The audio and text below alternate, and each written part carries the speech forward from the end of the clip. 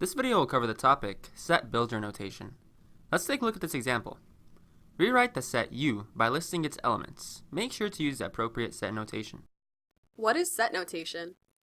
There are several ways of writing sets. Set builder notation is useful when the members satisfy some easily stated property. How does it differ from interval notation? Interval notation represents an interval as a pair of numbers being the endpoints of the interval using either parentheses or brackets. How do we read this problem? This can be read as U equals X, such that X is an integer greater than or equal to 0 and less than 4. So we must list all the integers that satisfy those three conditions. What are the three conditions? The three conditions are X is an integer, X is greater than or equal to 0, and X is less than 4. How do we find the answer? The only numbers that could possibly satisfy these conditions are 0, 1, 2, and 3.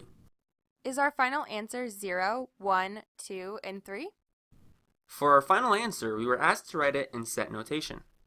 So this can be written as U equals open bracket 0, 1, 2, 3, and then a closing bracket. Let's take a look at another example. Rewrite the set U by listing its elements. Make sure to use the appropriate set notation. This can be read as U equals Z, such that Z is an integer that is greater than or equal to -5 and less than -2. So we must list all the integers that satisfy those three conditions, which are X is an integer, X is greater than or equal to -5, and X is less than -2. So the only numbers that could possibly satisfy these conditions are -5, -4, and -3. So just to make sure I have this right, we first read the problem in our list of conditions, then find the numbers that satisfy those conditions and list the result in set notation. That is correct.